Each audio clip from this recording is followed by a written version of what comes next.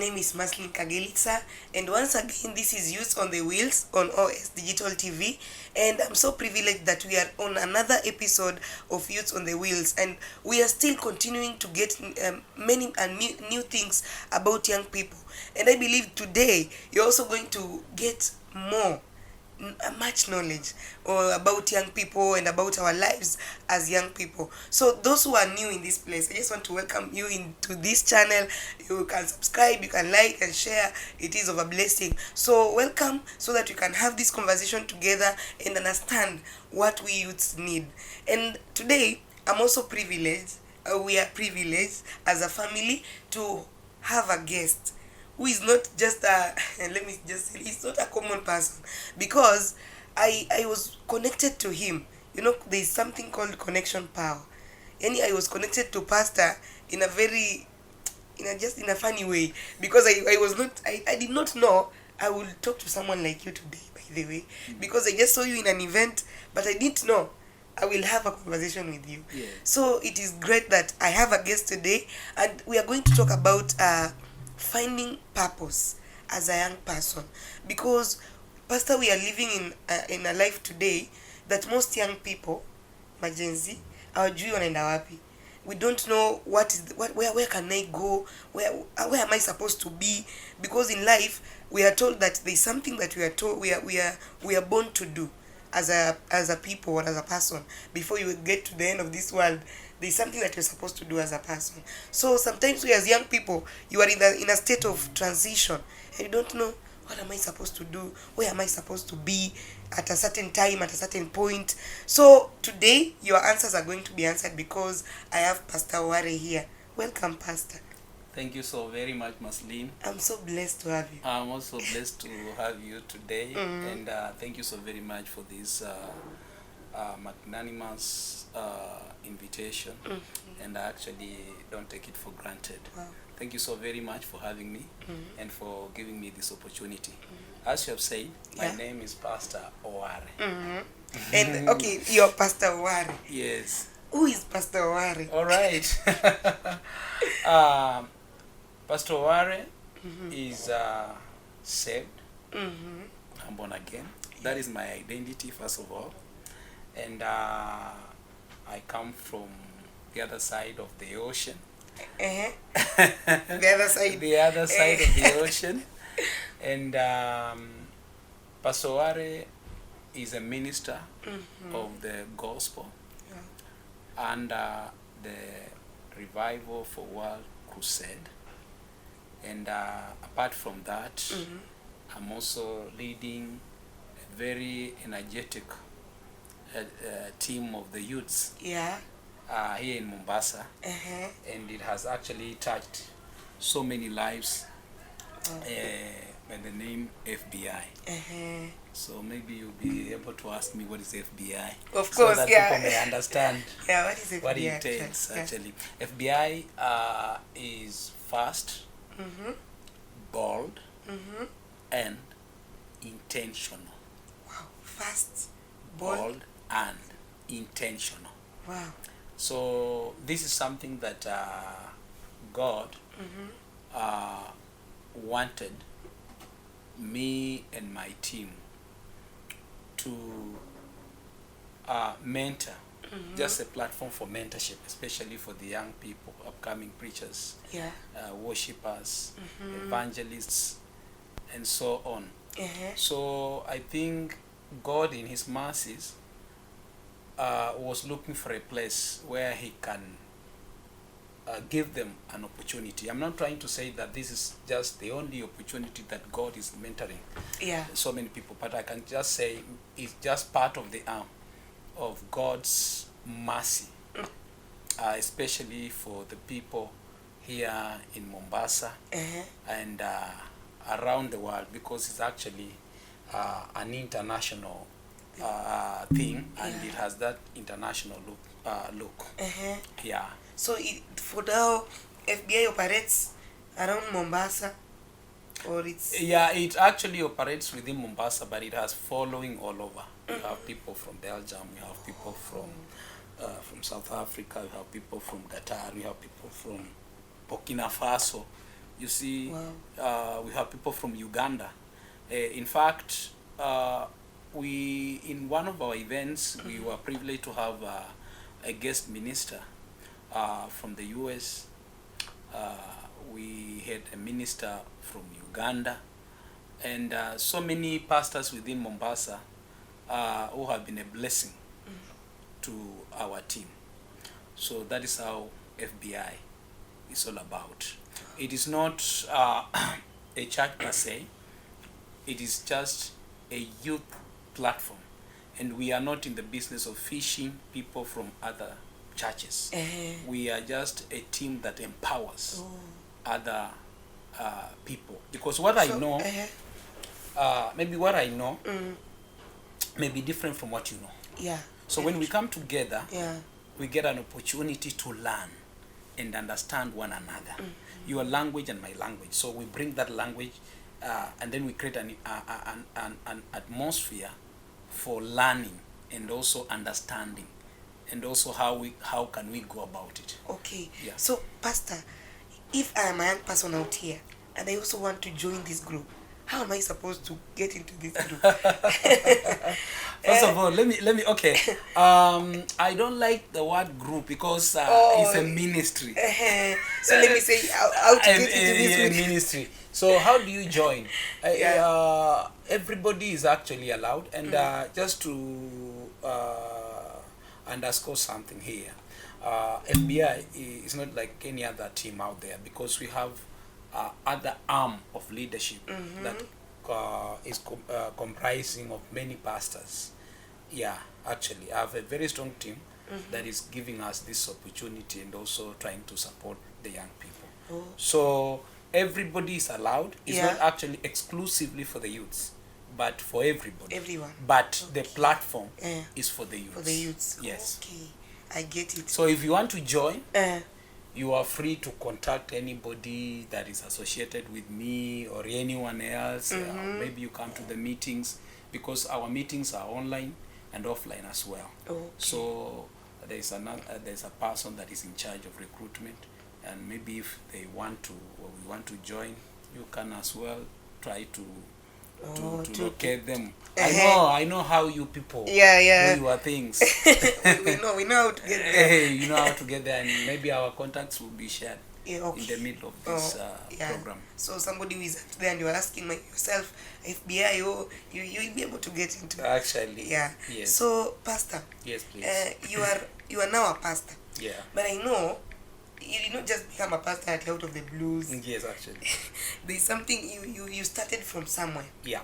You were also a youth one time. Yes. At a certain point in life. Yes. How did you get to this ministry of being a pastor? How did you become a minister? Oh my God. So this is how I began. In the year 1997, I was very young, and through the mentorship of my mother, I knew that I'd been called into ministry, because I was organizing crusades when I was very young. Wow. In our homestead. Right? I will organize crusade. I will pray for people, and they'll get healed. What? How many years old? I can't even remember, but I know the year. So I knew from there that I was called into ministry. But the challenges of life, you have to go here and there trying to look for greener pastures and all that. Yeah. I deviated. I retreated. But knowing that I have that calling, I knew it from the beginning that I have been called into ministry in the year 1997. So how did I become a preacher? Let me tell you something. It was not easy. It was not easy. We had this push and pull between me and God, because I never wanted to be a preacher. In fact, when I realized that I've been called into ministry, I ran away. You know, Pastor, you just reminded me something. When you ask young people, many of them here, you want to be a preacher. Oh no, I can't be a preacher. Everyone says that they don't want to be a preacher. Yes. So sometimes and there's something I have come to realize this, that even God in His wisdom, He doesn't like easy people. If you are just easy, he doesn't like easy people. I have called you and then you accept just like that. Right? even Moses, when he was called by the Lord, and he was like, okay, I want you to do this, I want you to work for me and do my work. He ran away. He was like, I'm not ready to do it. Let my brother do it. Because ministry is commitment. Ministry is a calling. It is not a career. It's not a career you choose. Ministry chooses you. Yeah. Oh. It chooses you. Not a career. You know, you can choose to become a lawyer, you can choose to become a journalist, like you are, but for a minister, ministry chooses you. Yeah. Are you getting it? I'm getting it. Yes. So from there, after deviating, the same voice of the Lord began looking for me. And where I was and what was I doing at that moment. So the voice of the Lord began to call me afresh again. Hey, I knew you ran away from me, but I like and I love stubbornness. You have to come back to where I called you into. Yeah. It is time now to work for me. That should be in the year, so from 1997 2002, that is when I developed that impetus and that enthusiasm within me to know God and to know the Holy Spirit and to be baptized in the Holy Spirit. The year 2002, right? Yeah, 2002. So from there, I have been under ministers of the gospel, seniors in the gospel, my fathers in the gospel, that taught me how to hear the voice of the Lord and how to handle myself and how to grow in ministry. So it has not been all about me. I'm coming from somewhere. I did not just come from nowhere and mind to be a preacher, right? So I've come from somewhere, from mentorship, from men and women of God of valor. Yeah. And you know, there's a problem somewhere. Most of us young people, I'm including myself because we are so many who think this way. We always think that we can get things very easy and in a very easy way. Yes. In fact, nowadays, you know, hey, this thing called process, I don't know. Yeah, you have to go through a process to get somewhere. When it's tiresome. Yes. So as a preacher, how did you endure your youthfulness to get to? First of all, and this is something that is affecting everybody, actually, especially the young people. They normally admire preachers when they are on the pulpit. They say, I want to be so and so. Sometimes they go into their private rooms and begin to imitate these people who are on the altar. So I want to become so and so, and they will be like right? So they feel like, okay, now this is what I want. With this the audience is the chairs, but they don't know the pain that is behind that person, the commitment that is behind that person, right? Because they may appear, they may flourish on the outward, but inwardly they are bleeding, and there's a lot of work that is actually done behind the scenes. And that is, number one, they have submitted somewhere. They have allowed themselves to go through some situations that you cannot even handle. So there is a problem with young people nowadays that when they see somebody, they want to become that person, but they don't want to go through the process that produced that preacher. So that is the problem that we are facing right now. So as they speak in tongues, they say, now, God has called me into ministry. There is no problem. But that is not how God works. He will pick you, take you somewhere, train you himself. Himself. So we are, I don't know if we have reached that point of finding a purpose, but now let me take you to the Bible. This is Moses. He was raised in the family of a king in the palace, right? But God is not interested with his lifestyle. Are you getting it? Yeah. And then he says, no, I want you to go to the wilderness. No, you are not going to eat buffet anymore. Yeah. You are going to the wilderness where there is no water, where there is no buffet. All right? Yeah. There, you are going now to meet me. So, Moses, when you look at the history of Moses and God, you realize that it was not easy living that lifestyle and then going and accepting the call. Yeah. Right? Yeah. So, and every preacher has to go through the process. If you avoid the process, then your ministry is going to be short-lived. Because you need to understand the terrains of the ministry and the calling. Now you see, he went through that process and accepted the call. But it was not easy. Yeah. It was not easy. Can you imagine you are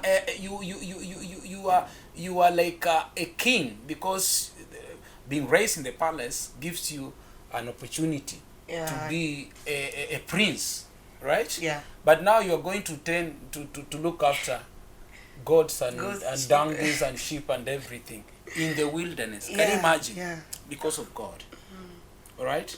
So the young people should understand that they should allow the process to take its course, not their emotions.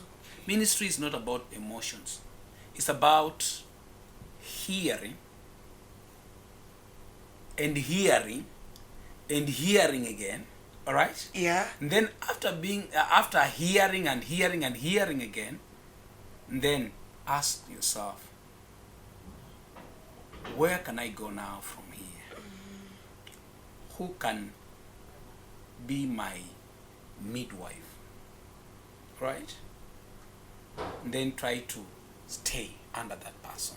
It doesn't matter if he's harsh, if he's like this, if he's like that. Try to be there. Early Samuel, right? That process. Early Samuel. So you try to remain within that environment, because it is through that you'll be produced, right? Okay. Not half-backed. You'll be produced. And when you be produced to the world, people will see that this person is coming from somewhere. So that is what we are avoiding as the young people. Right? Yeah. Yeah, we want to talk. Yeah. We want. Sometimes we you are given platforms. It's a test.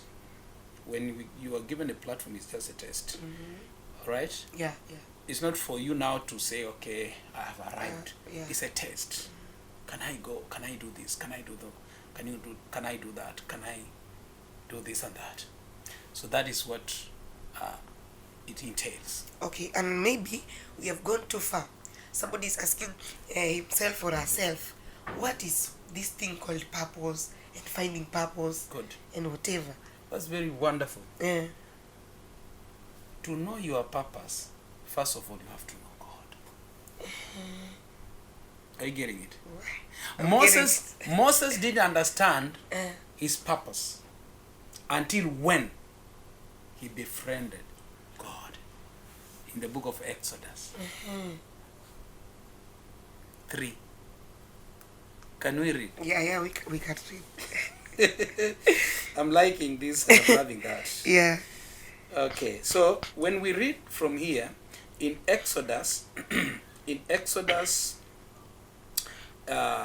3 verse 1. Now Moses kept the flock of Jethro, his father-in-law, the priest of Midian, and he led the flock to the backside of the desert, right? And came to the mountain of God, even to Horeb. Are you getting it? Yeah. This is Moses in the wilderness. There's something that we can learn from here before I answer that question, that for you to find your purpose is always hidden. You cannot find it until you meet God. Yeah. You cannot find it until you meet God. Right? Now, when we read there, listen, he is in the wilderness. The purpose has not been revealed yet, but he's in the wilderness. And the angel of the Lord appeared unto him in a flame of fire out of the midst of a bush and looked, and behold, the bush burned with fire, and the bush was not consumed. Right? Yeah. A sign. Number 2, there was a sign. There was a sign. A sign. A sign. So there is a sign. After knowing God, there is a sign. So the first thing you should know God. Know God. And after knowing God, there is a sign. And where is this sign placed? Where is this sign placed? Is actually in your heart. There's some things that when you are walking, you are like, I want to be like this. I want to do this. I want to become like that. Are you seeing that? A sign. So this sign starts within self. Within yourself. You do not wait for other people to see. No. So you want people to recognize you and you don't recognize yourself. Really, it can't work. It cannot work. Yeah. So, a sign? A sign. A sign. But where? In the wilderness. In the wilderness. It is in the wilderness where God reveals His purpose for us. Right? Yeah. Now, we are still reading. In verse 3. Can we go there in verse 3? Verse 3, Exodus. Yeah, it says, so Moses thought, this is NIV, I will go over and see this strange sight, why the bush does not burn up. Are you seeing that? Yeah. When he saw the sign, the next step, his reaction towards that sign. That sign. Yeah. Are you getting it? His reaction towards that sign. He said, let me now turn aside. Are you getting it? Yeah. And see this great sign. Why the bush is not burned. Are you getting it? Sometimes the Lord God can give you a sign that I want you to be a preacher. I want you to be so and so. What is your work? Your reaction to that sign. So he reacted and turned aside. And he said, let me go and see.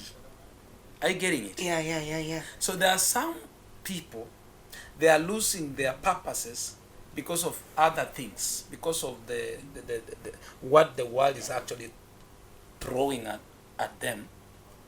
They have said, okay, this is how I want to live. Are you getting it? Yeah. Can I say something? Yeah.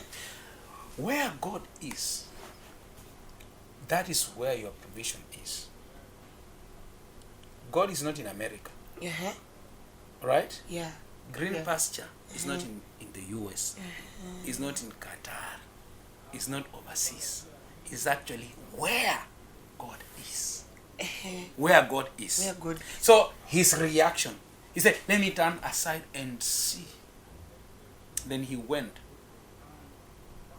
And what happened? And what happened? He went and see this strange sight, why the bush does not burn up. When the Lord saw, when the Lord saw, when the Lord saw that he had gone over to look, God called to him from within the bush, Moses, Moses. Yes. And Moses said, here I am. Do not come any closer, God said. Take off your sandals, for the place where you're standing is holy ground. All right. That is now a mentorship process begins. Right? Now he said, and the Lord, when the Lord saw, he turned aside to see. God called him out of the midst of the bush. Are you seeing? So that sign carried God. So the sign normally carries God. Are you getting it? Yeah. Whenever you see yourself being pushed to do something, there is God there. I hope somebody's speaking your notebook, because are you getting it? I think I'm finding mine. Yes. When you see God pushing you to do something, He is not far. He's there. He was in the bush. He's always in the sign. Yeah. He hid himself in the sign. So when he came, then he said, What did he say? He called him. He called him Moses, Moses. And what did Moses say? Here I am. That is where the problem is. Saying, here I am. Here I am. We admire. Because I remember when I was called into ministry and God was telling me, you have to leave what you're doing so that you can serve me. I said, yes, I will come and I will serve and I'm going to do this and I'm going to stand with you and I'm going to do this and that. But when the time came for me now to accept, it was not easy. Saying, here I am. Wow. But I think amazing. If I accepted early, maybe I could be somewhere. Alright? Yeah. So that is where we should be. Now, once you know that there is a sign of the Lord and God has hidden himself in that sign and you say, okay, here I am. We are still looking for that purpose. We haven't found the purpose. There's just a sign. Then we haven't found the purpose. Right? Yeah. Right. So, from there. Can you read the next one? From that is verse 5. It says, do not come any closer, God said. Take off your sandals, for the place where you're standing is a holy ground. A holy ground. Mentorship has begun. Are you getting? Yeah. So I've come to realize that before you realize yourself, there is a process of mentorship. Are you getting it? Yeah. There's a process of mentorship. Yes, you know a sign. Yes, you know that you have something in you. But there's that process of mentorship. You cannot just say that because I have this sign, God has sent me. No. I have so many people because I work with the youth and most of the time they are like, okay, God has called me into ministry and I don't need to work and I don't need to do this and I don't need to do that. This pastor is just serving God. But his grace is not your grace. His purpose is not your purpose. Yeah. Right? Yeah. So you have to allow yourself to go through that process of mentorship. All right? Yeah. What did he say? Remove your sandals. For the place you're standing is a holy ground. What are these sandals that we're speaking about? We can actually define sandals as your lifestyle. Put aside some of your lifestyles. Yeah. Right? Yeah. Yes, you have been doing this and that. You have been doing this and that. Put them aside. I think it's reminding me of something in the Bible. Yes. I can't remember the book, but Jesus said, take off what you have and follow. And follow me. Are you seeing it? If you want to walk with God, you have to abide by his rules. Alright? Yeah. Put aside. So your lifestyle is like, okay, go and look at yourself into the mirror and see what is not right with you. Put them aside.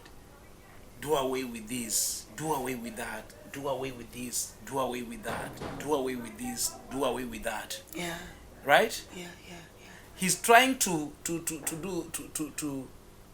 beautify you in a way that when he will introduce you to the world, and then people will no longer see you.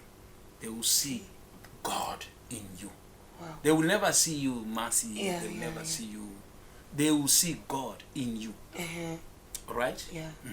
Read. So we are on verse 6. Then he said, on verse 6, then he said, I am the God of your father, the God of Abraham, the God of Isaac, and the God of Jacob. At this, Moses hid his face because he was afraid to look at God. Are you seeing? He was afraid to look at God. That is where now the problem is. Most of the time, whenever you know that you have this calling, some people don't know how to fear. They don't know how to fear the Lord. They don't want to be told. They don't want to be mentored. They don't want to be rectified and rebuked. And you know, these things sometimes it feels tough. Like that thing that it will be corrected, to be told no, don't do this, do that. It seems like it's tough. the young people. Let me tell you something. I have my sons. Yeah. I think they should. Those that I've raised myself in my hands. They are almost 10 young people. But if I introduce them to you, or maybe I hand them over to you, you will not return them to me. Yes, because that process that I have taken them through, it has given them an opportunity to know who they are. Right now they are serving God. I'm not there. Because I know the work that I have done, it can take them anywhere. And sometimes when they are there, some pastors will be calling me, oh, I love your son. Is this your son? I say, can't you see my image in this people? Yeah.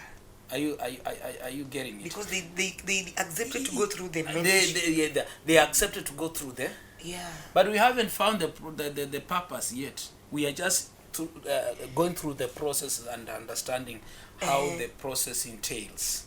Then when you go further, in the same book, go to verse 10. Okay, verse Before 10. you go there, Yeah. you have to understand that when God is calling you, He is not calling you for yourself. He's calling you for the people. He's not just calling you for yourself. Yeah. He calls you for it is this purpose that we need to see and find so that we can serve other people. Because when God called Moses, yes, He called him as his servant, but he was called to the people. To the people. Yeah. He was sent to the people. So our purpose has to serve you and the people. So when you understand that I have not been called into ministry because of me and my ministry, and realize that I also need to share this with people, okay, then so we'll accept. There's a problem somewhere. In something, in this finding purpose thing, some young people feel that maybe when I find the purpose that God has given me, it is to help me to get to somewhere. No, it is not to help you to get to somewhere. You are just a bridge. Are you getting it? Yeah. It is just a bridge to help you get somewhere. Right? Yeah. But you are a bridge. You are a bridge. You. So the purpose is the bridge between you and God, so that you can serve people. Wow. Are you getting it? So that you can serve people. I've been called to people. Right? Yeah. I'm a bridge. So yes. So you're saying we should read verse 10. Let's go to verse 10. Okay, Exodus 3, verse 10. Yes.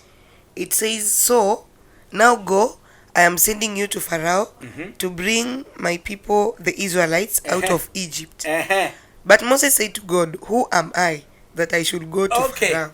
We have found the purpose in verse 10. He said, come now therefore, and I will send thee unto Pharaoh, and thou mayest bring forth my people, the children of Israel, out of Egypt. That is the purpose.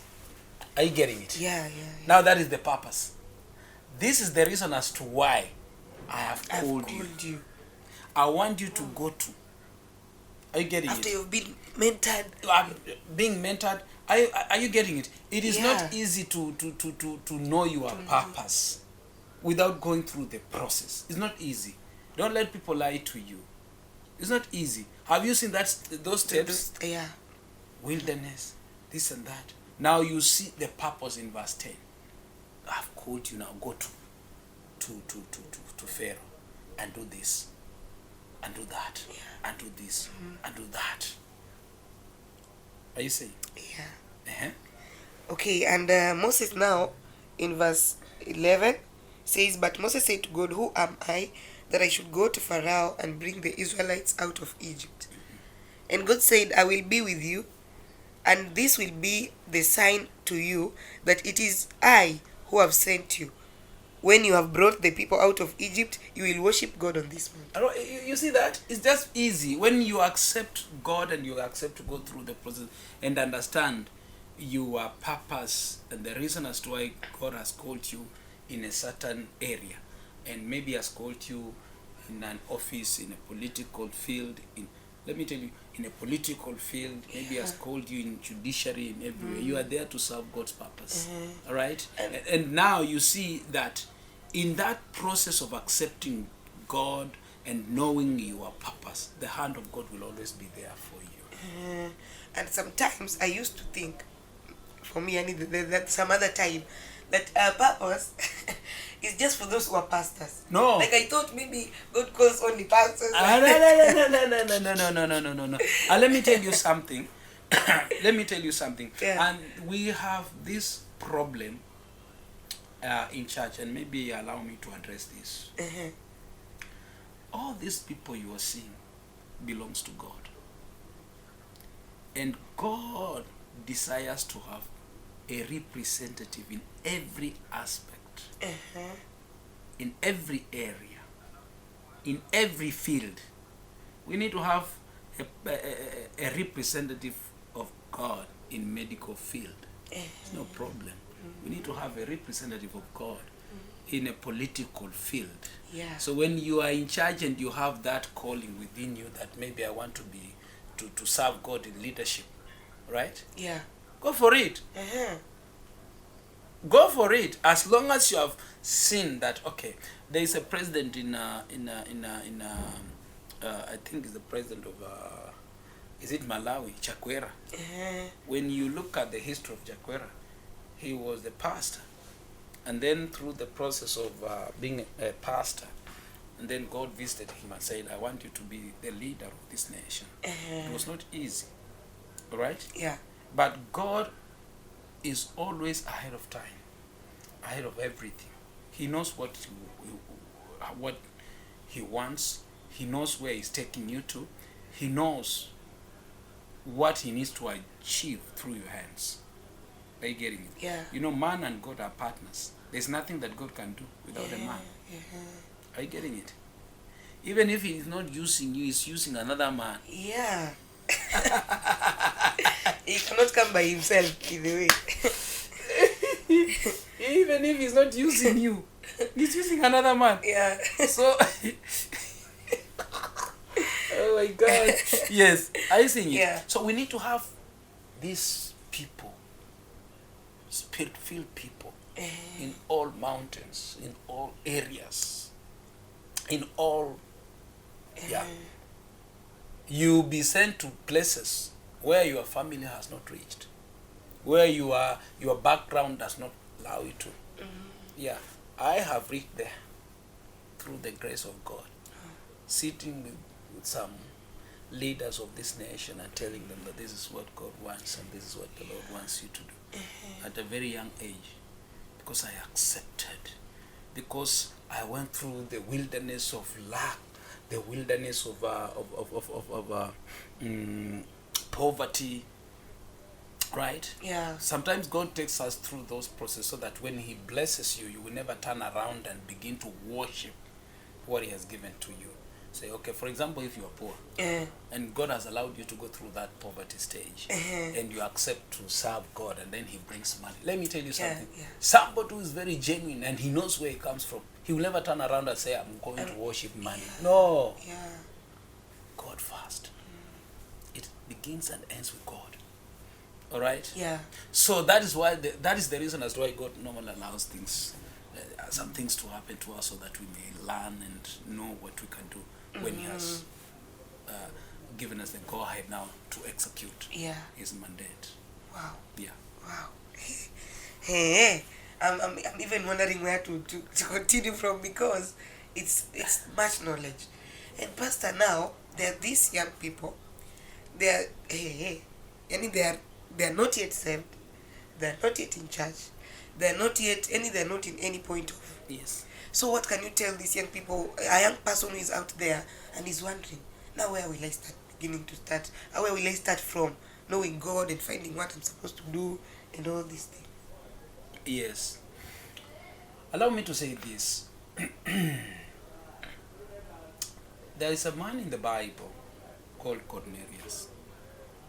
This man was very religious. He was doing a lot of things, giving poor people food, supporting them, standing with them, and leading them and giving them shelter. But that did not actually qualify him for eternity. Yes, it was good. He was doing good things. That man from Joppa, right? He was doing good. But he lacked Jesus. Right? Yeah. So there are those young people who are very religious in doing so many things. They are very religious in the world, doing things religiously. They love doing it. Something you normally love doing becomes like a religion to you. So what I can tell them is this: just make a step of faith and try this God. Maybe where you are, God is not there. Have you not seen people who normally say, okay, for me to survive, for me to be rich, I have to go to America. Then they come home poor. Yeah. And you are here flourishing. You are here doing a lot of businesses. And he's coming all the way from America. That's been happening in Kenya. Yes. And I even go to appoint me as a person. And I was thinking, hey, can I go to Saudi or America? No, go where God is. Go where God is. Yeah. Go where God is. That is where you will find your purpose. So that's why I'm telling them, please, leave what you're doing. Everything you do, it has consequences. You might be wasting your time in an area where God is not there. You might be in a field. You're not in church, you're not anywhere, you're just there, hanging around. You never find it. Right? But when you take yourself and hand your life to Jesus as your Lord and personal Savior, then you are going to be able to know your purpose. Then from there, you begin to flourish in every area of your life. It all begins and ends with Jesus. Accepting Him, knowing God. When you know God, you say, now I have called you for this. Maybe when Moses was growing up, he knew that he was going to be a prince there. But God called him as a deliverer, taking the children of Israel out of Egypt. That was his purpose. Are you seeing? Yeah, I'm getting it. All right. Okay. Pst.Oware, I'm so much blessed. I don't know if you have something that you would like to tell any young person who is out there. Maybe those who are in church. Sometimes we as young people, we can be in church, Pastor, but we do not even know where we are. I'm in church, yes, I'm saved, but I'm just there. Okay. They need to find a place, even within that church, to just do something in church. You don't need to be a church member. Are you saying, I'm a church member, but there's something I'm doing in church? Okay, sometimes I can say maybe I want to be a church member because I don't have a voice, I can't sing. I can't clean the church because I don't like cleaning. And so don't make excuses for the Lord to use you, because I want to tell you something, that the greatest work that I've ever seen in the Bible, Jesus said, for you to be greater, you have to lower yourself. Do things that maybe to people is of low value. It has nothing. Right? Yeah. So for you to actually identify yourself, I don't advocate for people just being in church, maybe being church members. Try to do something in church. Yeah, you have hands. You can sweep the church. You can clean the church. You can even carry Bible. You can lead the Sunday school. All right? Yeah. Yeah. Mm-hmm. Try to find something. Because I remember, I don't know if we have time, maybe the time is not on our side. Yeah. But there was a story, a friend of mine from Uganda came and preached, and when he was preaching, he said, there was a girl in church who was actually in choir, but she had no good clothes, and when they were worshiping in church, and she was like, okay, what can I do? And they were putting her behind people so that the guests who were there did not actually see her. Then she had a very good voice, but due to her circumstances, so they were like, okay, go behind, you cannot stand before the people, you cannot sing here. So there was a Mzungu who came there, an evangelist from the US. Then when he came back, he said, I'm looking for a wife to marry, but I've seen that woman in this house. They never knew who was that girl. But when he came to pick, he picked that same woman that was being hidden from people. Right? What am I trying to say? Where you are, the eyes of God and the eye of the Lord is there. Where you are. So I want them to find something and do something. Let them do something. It's not necessarily you need to preach. I know maybe that is the process of you preaching, because they normally admit to preach. I want to preach. I want to preach. But let them do something. Yeah. For the young people, let them do something, and after doing that, please submit to the authority. It is that authority that will take you places. They have the keys to open the doors for you. Alright? Yeah. They have the keys to open the doors for you. Go somewhere, do this, do that, do this, do that. Right? Because if you are there and you're working with these men of God, a good father will never kill his seed. You cannot kill his seed. Can you kill your child? Can you kill your child? It can't. Even if he's a robber, you cannot kill your child. Wow, thank you so much, Pastor. I'm so much blessed. You know, I've been looking for my notebook, but I can't find it. But it's in my tips, and I believe somebody out there has gotten something from this. I'm grateful that you came, and you have shared much knowledge into our lives. And we as young people, we are going to find our way and to know where we can be at a certain point, at the right time, at the right place, and to find at the right time, at the right place. Yes, you can be at the right time, but at the wrong place. At the wrong place. Or maybe be at the wrong place at the right time. So you have to understand because God is God of seasons. God is God of order. God is God of times. Alright? So what you have to know is just to position yourself. Positioning is what is the problem. Wow. Positioning is what is the problem. So thank you so very much for the opportunity. And I'm looking forward to so many conversations that we love a lot of this. Bring along. Actually, thank you so much. And may the Lord continue to bless you. Amen. And I like what you're doing. Continue doing it. And you'll see. Don't despise your humble beginning.